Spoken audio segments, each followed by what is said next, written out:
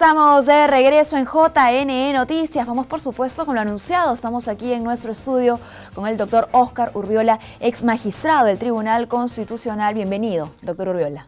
Muchas gracias por la invitación. A usted muchísimas gracias. Bueno, vamos a tener una entrevista bastante simpática, pedagógica, seguramente también instructiva para nuestros televidentes, porque a propósito del Día Internacional de la Democracia, próximo a celebrarse el 15 de septiembre, el día de hoy, queremos pues que nuestros televidentes, doctor, entiendan un poco cuál es la función del Tribunal Constitucional en un país como el nuestro, cuáles son sus competencias, por supuesto, y la importancia, ojo, del ciudadano también de conocer su Constitución, esto en un marco pues en el que efectivamente, repito, vamos a celebrar la democracia de nuestro país. En principio, doctor Urbiola, ¿qué es el Tribunal Constitucional? ¿Cómo podemos conceptualizarlo de la mejor manera? Bueno, antes de decir qué es el Tribunal Constitucional, como usted bien lo ha dicho, las democracias modernas, las sociedades que aspiran vivir en el desarrollo y sobre todo con la inclusión social y con la plena vigencia de los derechos fundamentales, tienen que vivir en un Estado constitucional de derecho. Y para que pueda existir un Estado constitucional de derecho es necesario que existan organismos que hagan cumplir la Constitución. Y precisamente uno de ellos es el Tribunal Constitucional, que es el garante del orden constitucional y de la plena vigencia de los derechos fundamentales de la persona. Felizmente, nuestro país vive ya, podríamos decir, varias décadas de un Estado constitucional de derecho, y el Tribunal Constitucional en esta etapa que felizmente estamos viviendo todos los peruanos ha tenido un rol muy importante de consolidación, y creo que es una de las instituciones que más prestigio tiene en el orden democrático en nuestro país. Ahora, el Tribunal Constitucional no solo pues se encarga, como bien ha dicho, ¿no? De proteger y que se cumpla nuestra Constitución, sino es el órgano supremo de interpretación. Así es. También, ¿no? Es el órgano máximo de interpretación constitucional. Ese es el rol que le corresponde. Y a lo largo de estos más de 20 años que tiene ya el Tribunal Constitucional, aun cuando su antecedente es el Tribunal de Garantías Constitucionales que creó la Constitución del 79, podemos decir que en el Perú estamos viviendo ya un Estado constitucional de derecho. No hay en nuestro país organismo, ni institución, ni personas, tanto públicas como privadas, que puedan estar exentas de control constitucional. Y esta es una garantía para todos los ciudadanos. El Perú ha tenido muchas constituciones, 12 constituciones, y no todas han tenido plena vigencia, porque antes de la Constitución del 79 y de la del 93, que es una buena constitución, no existía un organismo que se encargue de hacer la interpretación de la Constitución y sobre todo que garantice la plena vigencia de la Constitución. Estamos ya en un Estado constitucional de derecho que ha superado al Estado legal de derecho, porque se podían dar leyes, sí, pero muchas de ellas podrían estar en contra de los mismos dispositivos de la Constitución. Y el Tribunal Constitucional es el que garantiza precisamente que todos los actos públicos y privados estén en armonía con la Constitución. Por supuesto, que hay esa correspondencia. Así es, ¿no? efectivamente. Donde la Constitución no se vea alterada y ningún derecho en particular. Exactamente, o que no se cumplan las disposiciones de la Constitución, porque también podría haber inconstitucionalidad por omisión, es decir, que muchos mandatos de la Constitución no se cumplan. El Tribunal Constitucional, como ente autónomo, tiene a su cargo no solamente la interpretación de la Constitución, a través de los procesos de inconstitucionalidad en un control concentrado cuando se inicia una acción de inconstitucionalidad, sino que también tiene como competencia la solución de conflictos que puedan haber entre los distintos órganos del Estado, ¿no? Lo que se llama el proceso competencial. Podría haber un problema o situaciones de enfrentamiento entre un poder del Estado, como podría ser el Ejecutivo con el Poder Judicial o con el Poder Legislativo, y pueden someterse a la competencia del Tribunal Constitucional para que el Tribunal Constitucional establezca a quién le corresponden las competencias que están en discusión. Esos son los conflictos competenciales, o también entre los órganos del gobierno central y de los gobiernos regionales, o entre los gobiernos regionales, o entre los gobiernos regionales y los gobiernos locales. Todas estas competencias las tiene el Tribunal Constitucional. Esto es dentro de los procesos orgánicos, se les conoce así, tanto al de inconstitucionalidad para declarar si una ley es constitucional o no, como los conflictos competenciales a través del procedimiento competencial. Pero hay otro tipo de procesos que conoce el Tribunal Constitucional, que son los procesos de la libertad.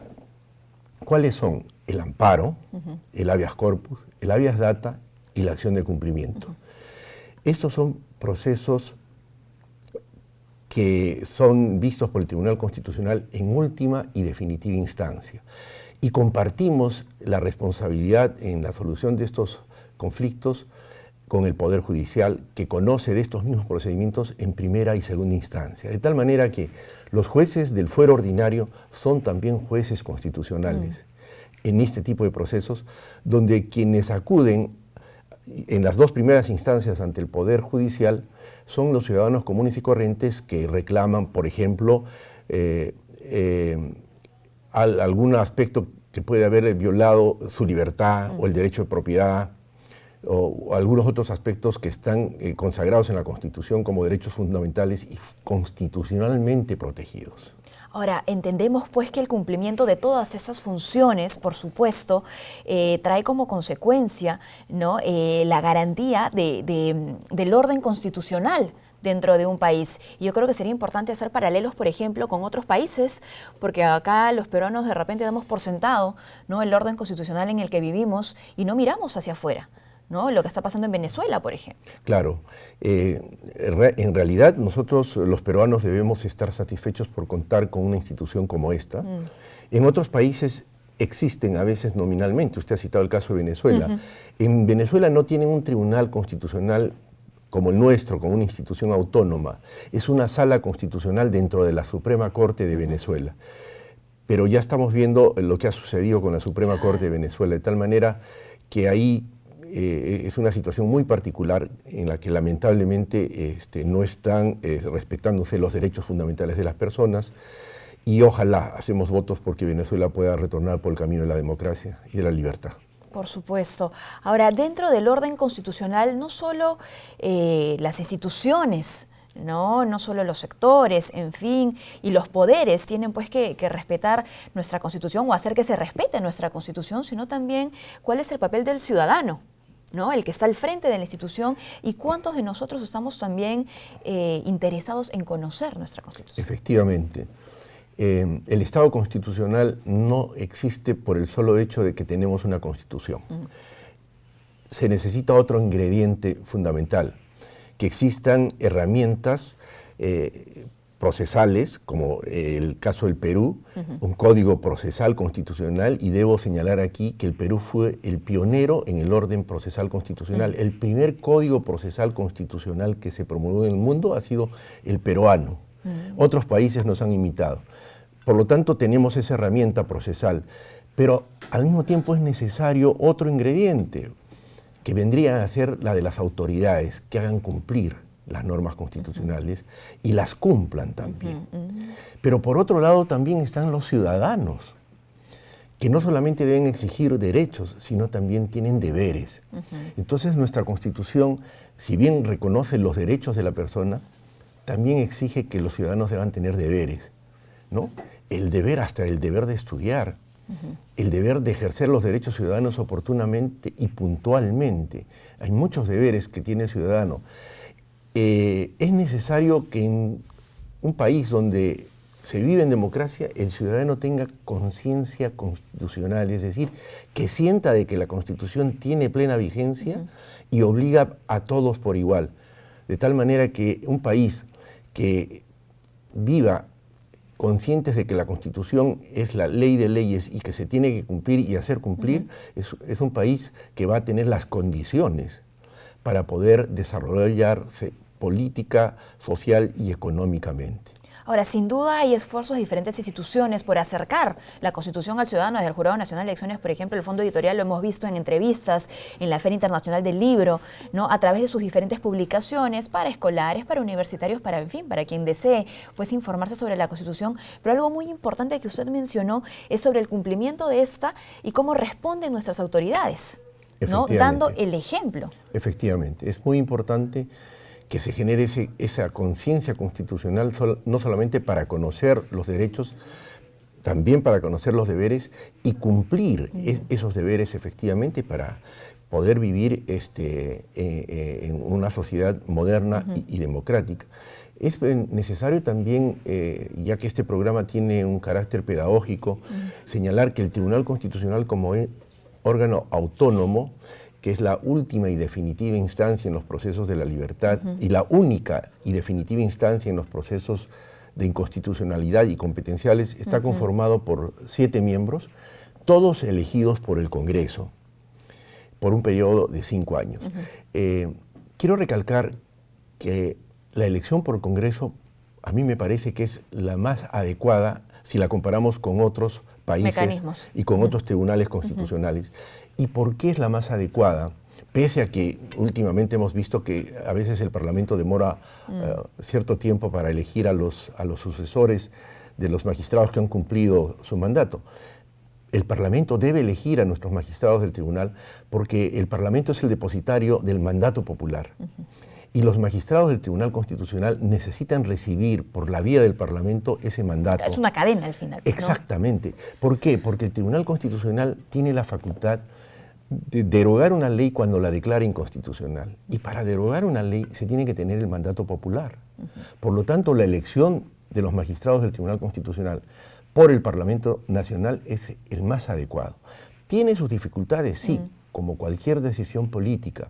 Y no hay que extrañarse de que la decisión del Parlamento pueda tener un ingrediente político, porque el Tribunal Constitucional a la larga interpreta una carta política y necesita que en ese tribunal puedan estar representadas todas las ideologías que a su vez están representadas en el Parlamento, lo que no quiere decir que obedezcan mandatos políticos. O que haya un representante de cada bancada, ¿no? Porque cuando lleguen al Tribunal Constitucional, esos magistrados que han sido elegidos en el Parlamento tienen el deber de ingratitud, es decir, ser gratos solamente al mandato que reciben y no a quien les dio el mandato. Y no es el parlamentario el que se ve reflejado en el tribunal, sino el ciudadano con su voto, ¿no? Exactamente, eso es muy importante. Por lo tanto, yo creo que es muy adecuado lo que pensó la Constitución del 93, que sea el Parlamento quien elija a los magistrados del Tribunal Constitucional. Es muy importante porque de esa manera están investidos de un mandato popular con la facultad de poder derogar las leyes. Ahora, las respuestas que tienen que haber en torno a los fallos que emite el Tribunal Constitucional, hablamos hace algunos minutos sobre el ejemplo, por ejemplo, que deben dar nuestras autoridades, ¿no? De respeto a estos fallos. Es importante no solamente para los fallos del Tribunal Constitucional, yo diría hasta para el mandato de un semáforo. Porque, por ahí se empieza, pues, ¿no? Exactamente, ¿no?